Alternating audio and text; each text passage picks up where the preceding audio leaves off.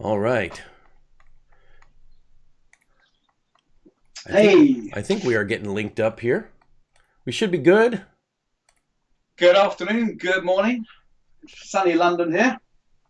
Yeah, early morning here. Well, not too early, I guess. About 7:45 Central Time in the morning, US. What time is it by you, Andrew? We have just got, let me mute that before the echo comes back at me. We've got 10 to 2 in the afternoon now, so the non-farm payroll and that all job numbers come out really for us at 1:30 in the afternoon. So quite a reasonable time for us. And Hmm, nice. so it's now 10 to 2, and so it's just the running now to the end of the week. And it's been a good week for me as well. So pleased to turn off the screens in a few hours' time and enjoy the rest of the sun, I think. Yeah. Nice, nice. Yeah, Tony did a good job. Tony knows his stuff. Tony, if you're listening, I don't know if your speakers are on, but you always do a great job on non-farm. Tony really knows his stuff on how to analyze the markets. I'll tell you that. I mean, you mentioned that to me, months ago already. So very cool. It's really cool. I mean, I've been, me, I've been in the markets for years, and about the only qualification I've got is economics. So I've flunked on everything and walked out of them all. But I'm learning a lot from Tony all the time still. What I learned from Tony more myself is the correlation. Is the correlation between between what's going on around the world and obviously how it pans out to the different currency pairs. So I'm learning a lot from Tony. So it's never stop learning in this business, Jason, as far as I'm concerned. Right on. You So got it. You got it. Well, for those of you who are in the room right now, Andrew and I on Friday at non-farm, the first Friday of every month, right? Non-farm payroll. We're always sort of fighting about what should we talk about here and what should we discuss, and we're trying to watch the non-farm and listen to Tony at the same time. And so we got on Skype. How long we've been on? About 15 minutes here, chatting a little bit, and we have a few topics. I know one of the things you wanted to talk about was the pound this week and how that went, and then we're going to talk about the week ahead and what trades we're in and watching. So if you want to start with that, that'd be great, Andrew. yeah, I mean, for me, it's been a great week in terms of extracting pips from the market, and a lot of it was basically on the British pound. I've been talking about this. People that have been following me this last week. I'm sorry if you've heard this before, but basically, 6 weeks ago when Prime Minister May called this election, the opinion polls were showing a 21% lead for the Conservative Party over the Labour Party. Okay, and it was going to be a big increased majority. What's happened in the last trading week, Jason, is a realignment of those thoughts. And the opinion polls have started coming in from YouGov. They're using a different model as well, which have basically put that lead from a 21 lead back down to a narrow lead, anything from 3% to 5%, 8%, and what have you. And that market, as far as I'm concerned, has now played out. Okay. And as far as I'm concerned, I'm saying to traders, yeah, I get it. It's not as close as, it's not as wide as it was. It's not now 21%.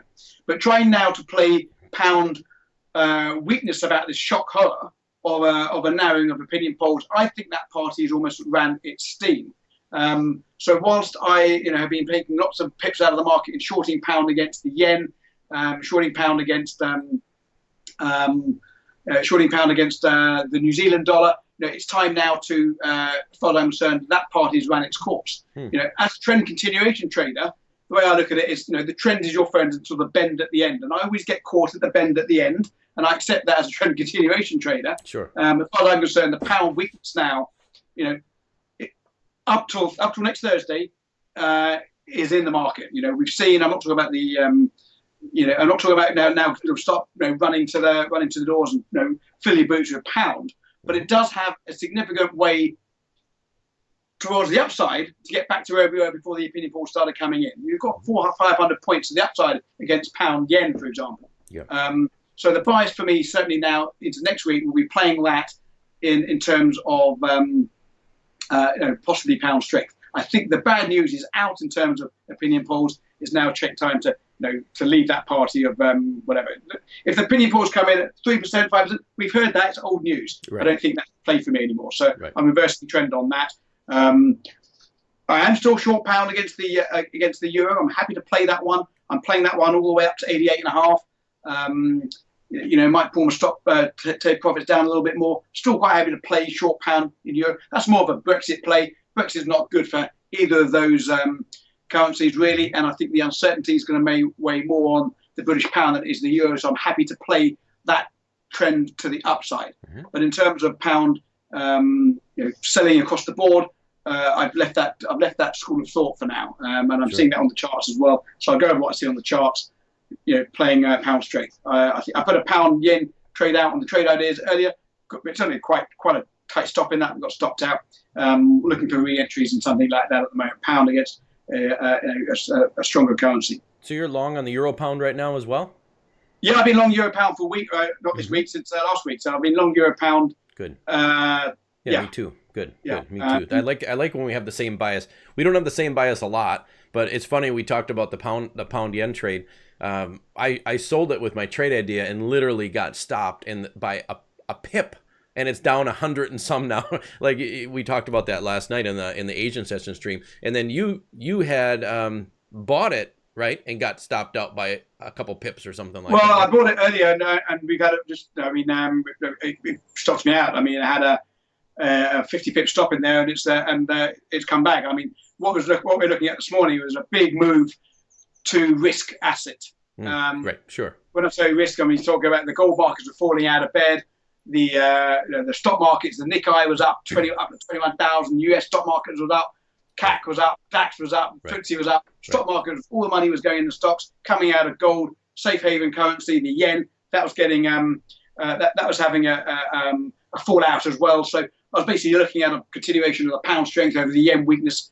But what you've seen in the last hour or so is some risk coming back out of the market now. So the markets are becoming a little bit more risk averse in the last hour or so, which is affecting me on that. But the long term bias still for me, is that pair. But yeah, I got stopped out. So Right. on a unique situation, and I have full disclosure. I have no problems at all talking about my trades that lose. Because I also have no problems talking about my trades that win. And Sure. Right. Right. And as long but I as have no I've known problem you, we got more winners than losers, and the percentages are there in the writing. So, you Well, know, also my winners are always bigger than my losses. I mean, they're certainly never greater.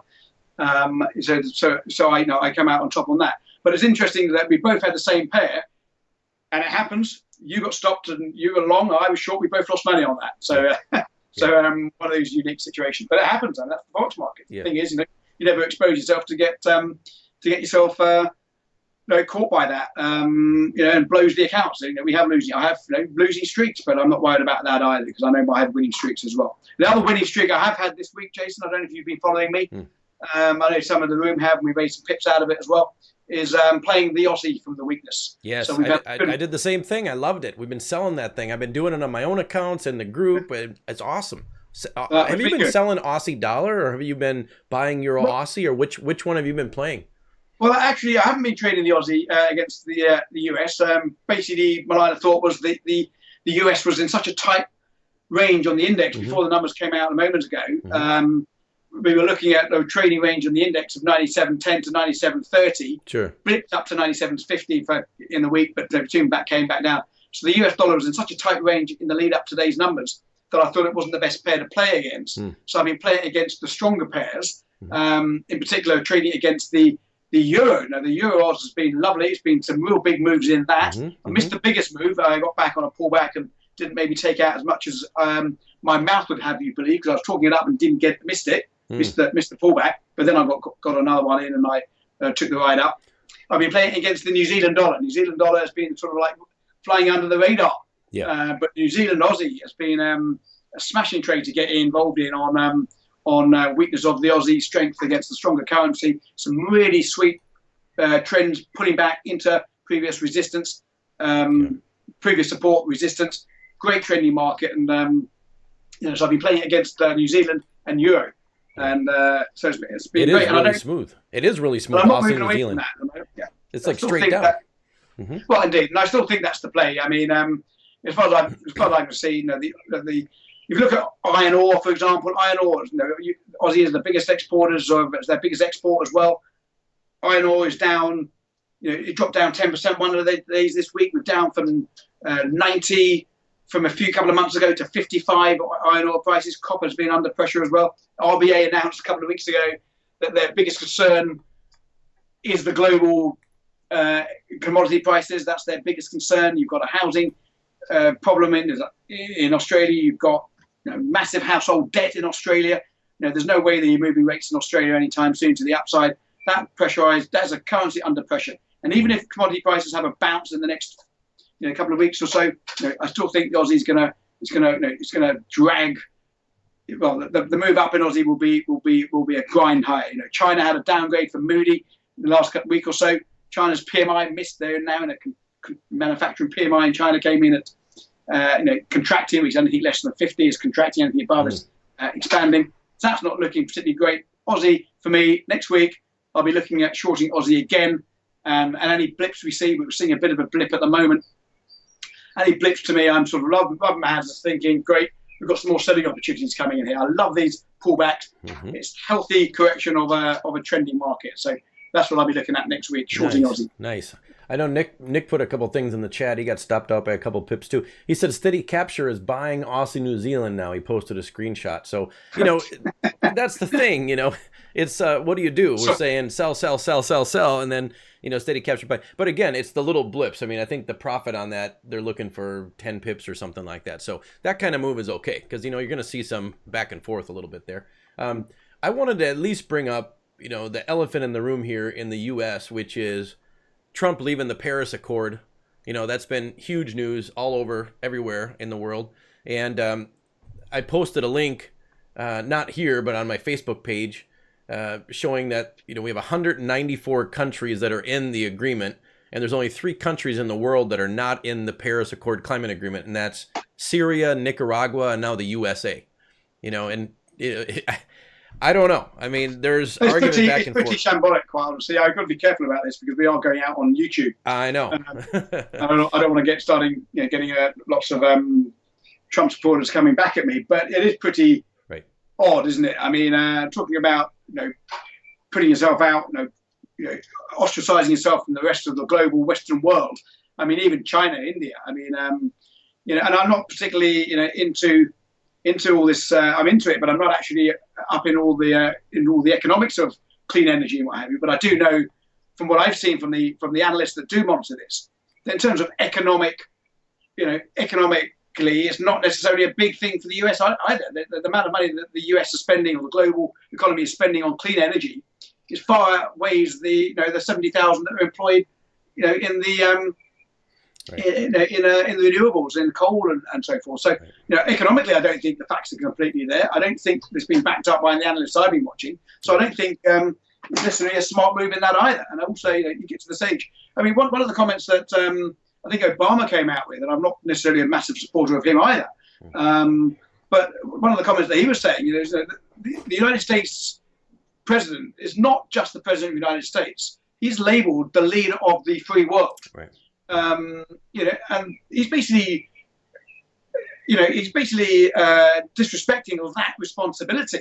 Yeah. If you're leader of the free world, you're not just looking at yourself. You should be looking at the global economy. Right. But he's very much protectionist. He's very much America first. Right. And this is just an unprecedented time, I think, for the US economy and the world. And it's almost a shame, really, because I've always, no matter who have been the leaders of the US, apart from possibly Nixon, which takes me back a little bit. But I mean, I've respected most of the people for what they've done in terms of their global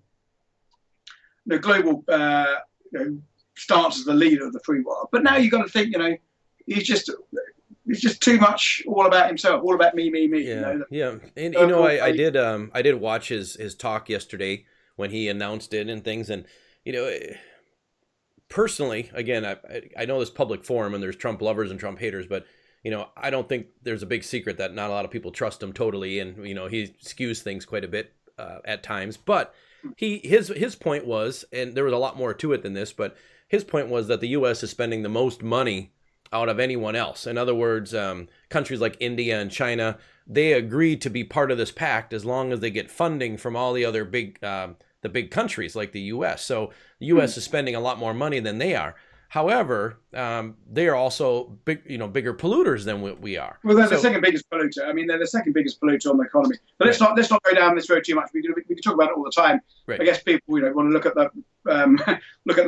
how it's going to affect the markets. But I think you're right. I mean, it's a very poignant part of the world in which we live in. And it is. And I was talking about it a little bit in the Asian stream last night, and I made a point that I think is about as valid as it could be, and I don't think you would disagree with it. And that is that, whatever your view is on politics, whether you're talking about environmental stuff or abortion or unemployment or whatever, we're here to try to find the best way to capitalize on whatever news comes out to make money in our trading account. So we got to take advantage of that. And I didn't see as big a move in the DXY or the US dollar as I thought I would after that announcement from Trump. I mean, it was really pretty quiet. And I don't know if the market, I mean, this is something where I want to pick your brain a little bit too, and you always say you're going to put me on the spot or not. I mean, I don't really know the exact ramifications that this is going to have on Forex trading, but I know it's huge as far as politics and world relations. So I was expecting a little bit more maybe weakness in the DXY when he made the announcement, but I didn't see any real move in the markets. There's marginal move. I think it was pretty much leaked out anyway, so it's sort of like in the markets. Right. I would expect the ramifications to the reason why, in terms of the forex market, the reason why I think it's not such great news is that Trump is fighting these battles that is distracting him from the big picture, the Trumpflation trade, which put 2,000 points on the stock market, which put the dollar DXY up to 103, right, which put the Fed on course for 3 hikes this year. Growth up at whatever they're calling 3 or 4%. I mean, the problem with all these little wars he's fighting now with the FBI chairman, Fed next week, you've got Comey coming in there. Minor wars coming. It just means that his taxation, his fiscal stance and plans and policies are just going to be pushed further down the line. And at some point, the US dollar is going to get fatigued from that. And you look where the dollar index was 3 or 4 years ago. We're back down at sort of 85 area. In the run up to the election, when it looked like Clinton was going to come in, we were sort of trading around the 95 area in the dollar index. And then you had there at the bottom of the Trump candle, basically around 95. 95.60. We're trading now. What are we trading now? We're trading up at 96.80. I mean, the ramifications for what I'm concerned is unless you see some big economic growth coming out of the Trump administration, which we're not seeing at the moment. Housing problems, housing starts to speak were not particularly good. We had a good PMI and a not so good job report today. I think the dollar is going to remain under pressure, and I think those that have been sort of looking at for the 2 hikes, possibly 3 this year, are now going to be thinking, well, yeah, we're going to have 1, but are we going to have the one in September? Right. Are we going to hike again in September? Are we going to stifle off any potential growth that we're having? Because nothing's coming out of the Trump administration that I don't see that's going to push us into a 3 hike cycle and then 4 hike cycle next year. Right. So that's agree. what I'm thinking. I agree. Same with these non-farm numbers. These non-farm numbers weren't good. I mean, that's the whole point of the non-farm numbers being strong, is that we assume we're going to have a higher likelihood chance of a rate hike, to slow down the markets. But maybe the markets are slowing down a little bit. Yeah. Well, I mean, that's what I'm saying. So these are wars he's fighting against. As I said, I'm not saying climate change is a war at all. It's a huge event. But these wars that he's fighting, just means, a couple of weeks ago, the word impeach was the trending word on Twitter, the biggest trending word on impeach. That is not out of the woods. Comey's testifying next week, I believe. Right. He's testifying on Thursday. That's the same day as the UK election. Then you've got the ECB next week as well, actually. So it's a fun week coming up next week. But that's my view on this Trump thing. All this isolation, the travel ban on Muslims and so forth, just delays. And he's trying to get that push back on again too. I just saw it yesterday. He's been putting it. He's trying to get him to put the ban back on again now. He's trying to push on that. So let's just take a few minutes, if you don't mind, and talk about next week. I mean, we have services PMI out of Great Britain on Monday. We got ISM out of US. We got the big Aussie news on Monday evening here at 11:30 p.m. The Aussie cash rate, interest rate announcement. I don't think that's supposed to be changed. I mean, I've been looking around trying to find the quote-unquote sort of whisper number. I don't think Aussie's going to change interest rate. What's your take on that? Do you have any input on that one for next week?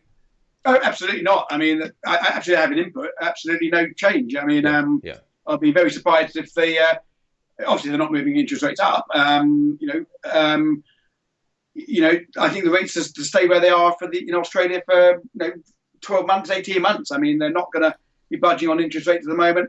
What I took out of the last statement, if you remember, just from my memory, the RBA were announcing the follow-on statement was about global commodity prices. Well, Right. global commodity prices since the last statement are lower. So that's going to be weighing on their minds as well. So there's no way we're going to be seeing any moves in Australia at the moment. So I don't think that is necessarily going to be a big event. We had retail sales out in Australia this week, a couple of days ago. Really good numbers in retail sales, Right. but it was overshadowed by the Chinese Right. PMI data coming in contracting, which basically still pushed the Aussie dollar down on good retail sales numbers. So I don't think that's a big event out of Oz next week. Personally. I had the fun of streaming live through that news, and it was interesting to watch that because I had the 1 minute chart up on the Aussie dollar, and we saw that positive news come up, and it just spiked up. And then it had, the Chinese news came out early because, China's notorious for not putting out their news on a set time, right? So some of the Chinese news came in, and then the Aussie shot up, and then the Chinese news, basically the Aussie dollar, if you ever look at it on that time frame there, it hit that trend line that was going down, all those wicks. And I had said on the stream, this point that we're watching on the Aussie, I'm hoping that this trend line will be respected. And that Chinese news came out, and it just unfolded. I mean, put it this way. I mean, the Chinese news wasn't that big of a factor on the Aussie. The Aussie was just, taking its last gasp of air there at that time. So it was sort of fun to watch that in real time. Yeah. It's like a Chinese takeaway. It always turns up late, doesn't it? I mean, I know it. They're always coming up. It's just, it's sort of fun to watch. The key event. I mean, let's be honest. The key event next week. Talk about the elephant in the room. Yep. The key event next week, as far as I'm concerned, is the key events. Yeah. Well, it's Thursday. Well, you got the ECB, possible. Looking for changing their guidance of interest rates in terms of tapering and what have you. That's been sort of weighing on the strength of the Eurozone. Some positive numbers, some good numbers coming out of the Eurozone this week. Draghi's been pretty dovish in his comments recently. At some point, he's going to have to start changing rhetoric on that. So the markets are definitely going to be looking for that. I don't think they're going to be moving rates next week for sure, but there's certainly the guidance in terms of the outlook. I mean, he's more likely to come around and say, well, it's still too soon to start thinking about changing interest rate policy. But at some point, they're going to start having to talk about neutralizing a neutral policy. And, that's what the markets are keen on. So markets are definitely going to be looking at the euro next week and ECB. But then, of course, you've got the UK elections on Thursday. And now the results come out. The exit poll comes out at 10 p.m. London time, which is 5 p.m. New York time. It's 7 a.m. Australian time in the morning. Friday morning, of course, for you in Australia, for those in Australia. And the exit polls in the UK, pretty much like the French exit polls, are pretty accurate. So that at that time, 10 a.m., you've got our news reporter comes out, it's Dimbleby, I think his name's, comes out and says, exit polls are showing, and it's pretty accurate. It was pretty accurate last time, and it really shocked everyone, and because of the majority that the Tories had left. So I'll be streaming over that as well. I think that's going to be a massive, massive time for the British pound. That's awesome. It could be a case of the knee-jerk reaction, i.e., the same as you saw in the French, a blip in the opinion in the initial euro after the announcement, and then it's been a week of consolidation, a week of profit taking on the way down. So you could find the pound blip up. You could see it trading up at 132 against US dollar. But let's be honest, after that, you've got the Brexit weighing in. That's when negotiations start. That's when concerns are going to come in. So I'll be looking at trading British pound over the announcement next Thursday night, but mindful that I'm not going to be fastest fingers first to get on a long pound trade if the election is going to come out the way I think it's going to come out, and that will be the Conservatives come back with a majority of around 60 to 70%, 70 seats. That's my prediction. But I'll be trading. You heard it here, folks. Key events next week. Andrew's prediction, I think that's good. I think that's good. Your predictions have been pretty good lately. I got to give you some credit on that. Well, someone said I was on the BBC last year coming up to the maybe I'll find the video. I was interviewed by the BBC before the last election. It was called The Floating Voter, and I was on a boat going down the Thames with a few of the MPs and some compere or some host interviewing myself as a city trader. No kidding. My views. Yeah, I'll find the video and put it up. So I was on the BBC News talking about my views on the forthcoming election, but my views on that election were pretty accurate. That's awesome, Andrew. I'd love to see that. That's cool. You always got little secrets like that you pull out. I like it. I just saw a post here from FX Street. It says UK May's way or the highway. And I think that's going to be the big news next week. You're exactly right. The elephant in the room. And then we got some Aussie stuff. I think the Aussie's going to whip around a little bit during the news next week, but I agree with you. I don't think there's going to be any change. Cool. Let's see what we have here. Now coming into dollar yen, just people are looking on the charts for some levels here. I've got dollar yen. I mean, 110.50, not just because it's a psychological number. But if you scroll right to the left of the chart, back from the 24th of April, it was basically the high of that French election candle. I mean, basically pipped into there now. So this is a bit of a support level in dollar yen at 110.50. If we break the 110.50 level, what I've done, and I quite like this, and I want to highlight to people that haven't been following me for the last couple of weeks, I like the 1618 extension levels. I'm not a Fibonacci fanatical trader, but I do like the 1618 extension levels. And what I've done, I've basically drawn a band of consolidation in dollar yen, which takes you down from this level here, which is basically the top of that election candle from April the 24th, which basically is about here, 110.50 at the low. Not where it is now, it's just picked up above from it, just found it. The 110.50 up to 112.10, which is the high from the which you can see from the 24th of May. So there's a band there. Now, if you take a 1618 extension from that band, it gives you the next key level to the downside on dollar yen that I'm eyeing. And that brings us in at 149.60. So my next target, and if you drag your eyes to the left of the chart, that is also the low before the ascent to the upside. What was that price number you said? You get that number written down on your pads. 109.55 is my next target on dollar yen to the downside on dollar weakness that you might see creep in. If I'm totally wrong, the same 1618 extension of that band to the upside gives you a band, and write this down as well. I mean, I'm just so confident with these levels. Is the 113.10 level, and again, if you look left, it's a significant level on structure, on the price action, as well as the technical Fibonacci levels, the 1618 extension from that band. So they're key levels either side of where we are now that I think could hold this, or targets anyway. If you're long bias, that's your target to the upside, 113.10. If you're short to the downside, 109.55 area to the downside. So that's my view on dollar yen. Very nice. In terms of where we could go from here. And I think my bias would be the 109.50 level to test support is more likely to be hit than the 113 level to the upside, bearing in mind the soft data that's coming out of the US. You got it. You got it. I like it, Andrew. I'm just flipping through my charts here. I know it's hard for me because I'm used to doing, as you are, the streams where you got the charts up and you can point to things. But I'm just flipping through silver and gold and everything's pushing up to highs. But what's interesting is this. Silver and gold, huge moves up. Well, relatively huge since non-farm. But then we have crude just sort of stuck down at 47.34.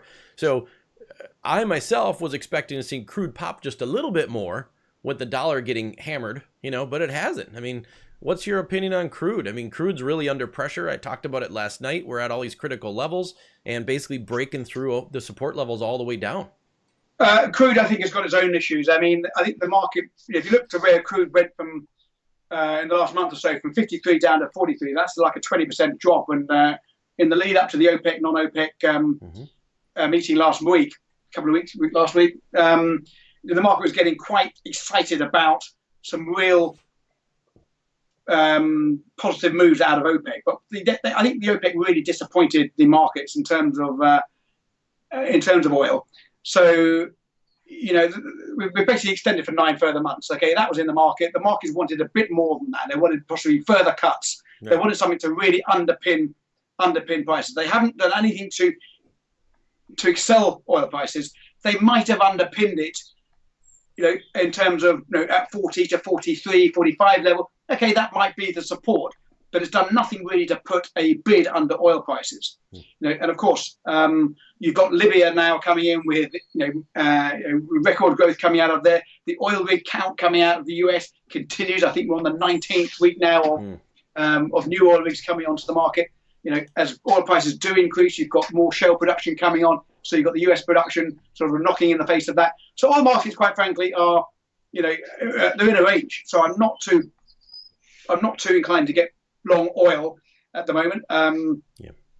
For those very reasons. OPEC disappointment, excess production coming in from the US, and a slowdown in relative slowdown in the Chinese economy. Yeah. So I'm not saying it's slowing down, but it's all up to have 5% growth. But I mean, it's contracting to a certain extent. So that is all weighing on oil prices. Interesting to note, the RBC have announced also, well, not announced, but they've said for a time now that their currency is adjusted to lower oil prices. So don't think for one moment, just because you have oil prices come down to 45, that it's time to run to the doors on the Canadian dollar either. Oil prices, Canadian dollar's almost got an acceptance of lower oil prices, and the economy sort of adjusted naturally for that.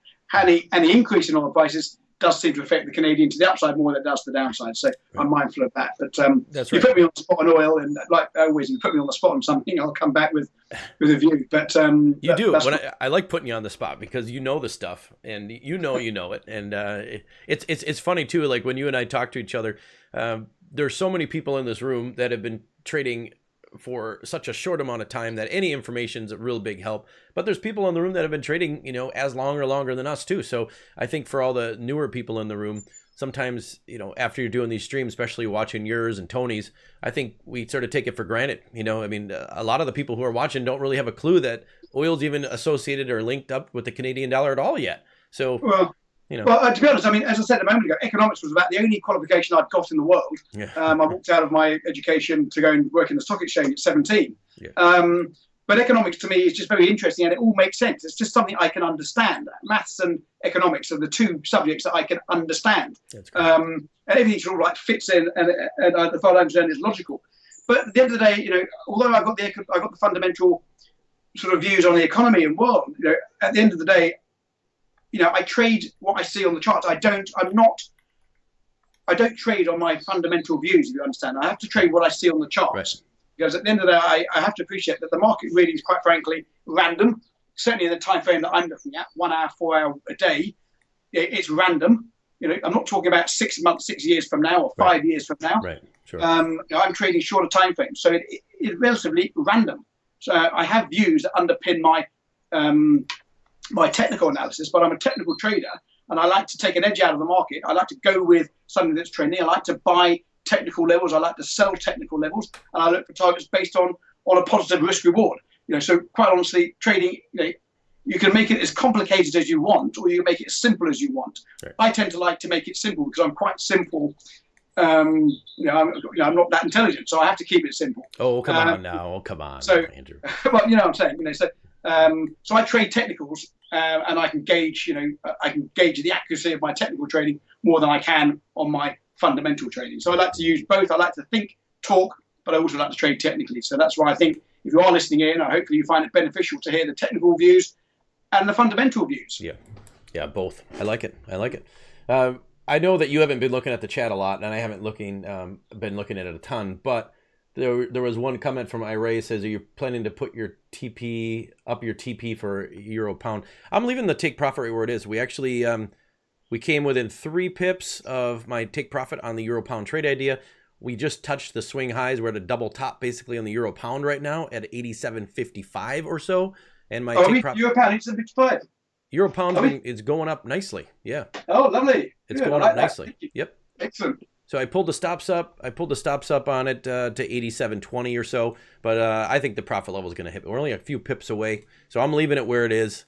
It's one of those things. Andrew and I, and I know I'm talking to you, but everybody that's listening, we were talking about our trade ideas before this live stream, and it's always a little bit, people are trading live money on a lot of these things. And on the euro pound, there was a trader there that said, "This is my very first ever trade, so I hope it works out." And I'm like, "Oh my gosh." I mean, no pressure, right? This is your first ever trade.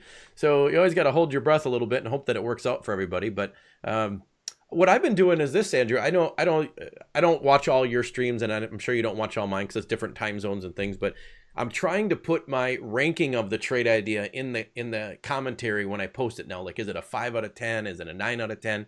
To give people some way to feel my vibe on it. Because if you're posting 3, 4, 5, 6, 7 trade ideas a week, how does somebody know whether you feel it's a really, really good one or it's just like maybe just enough to put it out there? What do you think about that? Putting your vibe on there. I mean, do you think that's something? Yeah. I think it's a valid comment. Because a trade idea, my line of trading. I'm a trend continuation, buy pullback, buy an ATR pullback, or the other way if you're selling, of course. But some setups are more powerful than other setups. Right. But it doesn't mean, for one thing, when I put a trade idea, I'm not expecting everyone in the room to follow my trade idea. I put it up there for 2 reasons. Yeah, clearly I'm taking the trade myself. I'm putting my own money on it. I think the market's going to go in my direction. But it's also to get a view for you to understand our line of thinking, why we enter a certain trade. It doesn't mean you have to do that trade per se, but you get to understand a trading methodology which you can either use, adapt, fit into your own trading methodology as well. Right. So to gauge the trade idea in a ranking would make total sense. I will say off the bat, I don't put a trade idea out that I don't think is worthwhile taking because I've taken it myself. Right. But yes, some setups are certainly more powerful than others in terms. In fact, I said it on the stream yesterday, in my morning stream yesterday. I took a pound yen trade, and I'm saying I feel really, really confident about this trade. Now, there's not often I've said that a moment ago about those 2 levels in dollar yen. There's very rarely you will see me say I'm really, really confident about a certain level, certain trade. And when I do, let's grade that on the trade ideas. Sure. Most trade ideas are totally valid, real money behind them. But yes, grading them might be more beneficial to people. And you might then decide not to take trades that are less than 5 out of 10. Or I don't know how we're going to do the grading. But, right. And I don't want to create more work for you or for me or for anybody posting ideas saying we have to do it each time. But same thing on my pound yen trade the other day. I put I think I called it a 6 out of 10, but I put on there, this is an aggressive, not for the timid or something like that, So just to give people a vibe, because if I'm somebody who's trying to take signals or alerts from somebody else and you just see the machine like stop, entry, buy, that kind of thing, you don't get a vibe of how good or bad it is. So I'm going to try to do that. I've been telling people in the stream, help me remember. I'm going to try to put some kind of a vibe in on my trade ideas, whether it's just a ranking or at least something to let people know how confident I am or I'm not, And also, Jason, I didn't even do it on your screen there, but there's a few more people in the room today than we have on our regular streams, obviously, because it coincides with the non-farm payroll release. Right. So people might not know this. But if you want to follow the stream, the trade ideas, there's a way that you can click the follow and you get an email to your email account that you used when you registered with forexsignals.com, and you get an email saying that Jason's just gone long, or I've just gone long, or indeed any other members you may wish to follow as well. So it's a great way of keeping track of a fellow member, a mentor member, whoever you want to follow, to get that email notification when we take that trade idea. So the few of you there in the room that don't normally come in on a daily basis, lovely to have you in the room today. That's just an extra little tool that you might want to use going forward. So go to the room now if you wish. Follow Andrew, Jason. Click follow me. You get an email anytime we post a trade idea. So you just got to click the name. Just click the name and click the little follow thing, and it's really cool because I like waking up in the morning and seeing Andrew's long or short, and then I go check it out and see see if it aligns. Let's be honest. You and I, we have different opinions on things all the time. But it is a little bit warm and fuzzy and fun when we're both on the same side, So it's nice, I like. You're talking about Donald Trump again? No, the euro pound I was talking about. Yeah, the euro pound is the one I was talking about. Cool. Totally agree. Yeah. Cool. Paco says they moved the stop loss, take profit. Good thing I followed GJ. Take that. Okay, cool. That's about all I have, Andrew. Anything else you have closing remarks for the day, or are we good? You're coming back on later, right? I'm good to go. I hope you made some money out of non-farm with Tony. Hope you made some money this week. I'll be back on for the London wrap in a few hours' time. I do a London wrap at about 1 p.m. New York time, which is 6 p.m. London time, which is 3 a.m. if you're joining from Sydney. Hopefully Friday night, 3 a.m., you're doing better things than watching me on stream, but that's up to you. But I'm done for now. Speak to you later. All right, everybody, have a good weekend. Andrew will be back on, like you just said, but I'll see you all next week. Have a great weekend. Trade safely. See you then. Thank you. Good luck.